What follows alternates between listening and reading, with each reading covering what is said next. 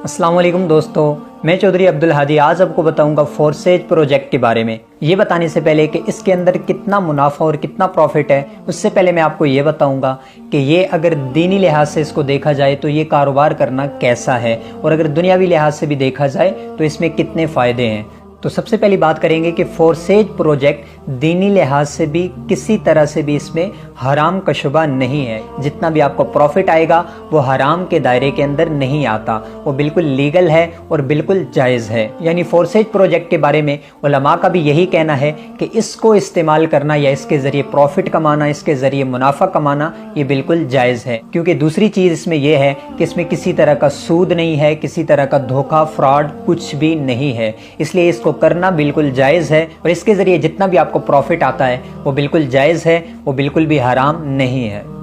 और अगर इसको देखा जाए दुनियावी लिहाज से तो फोरसेज प्रोजेक्ट के ऊपर काम करना आपके लिए क्यों ज़्यादा मुनाफे बख्श और क्यों फ़ायदेमंद है, उसकी सबसे बड़ी वजह यह है कि ये डिसेंट्रलाइज प्रोजेक्ट है, ये सेंट्रलाइज नहीं है। सेंट्रलाइज का मतलब ये होता है कि किसी भी कंपनी को ऊपर से हैंडल करने वाला कोई ना कोई एक बंदा बैठा होता है जो जब चाहे इसमें चेंजिंग कर सकता है, जब चाहे इसका प्रॉफिट कम कर सकता है, जब चाहे आपको जिस तरह से चलाना चाहे वो चला सकता है। लेकिन डिसेंट्रलाइज वो होता है कि वो एक दफ़ा जिसने डिज़ाइन कर दिया, जिसने बना दिया, जिसने जो इसका क्रिएटर है उसने एक दफ़ा इसको बना दिया, दोबारा वो खुद भी इसमें चेंजिंग नहीं कर सकता। हैकिंग क्रैकिंग की तो बात फिर साइड पे रह गई, क्योंकि डिसेंट्रलाइज ऐसा प्रोजेक्ट होता है जिसमें आप खुद उस चीज़ के मालिक होते हैं। आप जिस हद तक अपना कारोबार बढ़ाते हैं उसके आप खुद ही मालिक होते हैं, और इसके अलावा जितना भी इसका प्रॉफिट आता है वो सारा का सारा आपके अकाउंट में आता है, जिसके ज़रिए मतलब आप इजी पैसा या जायज़ कैश में उसको फौरी कैश पे हासिल कर सकते हैं।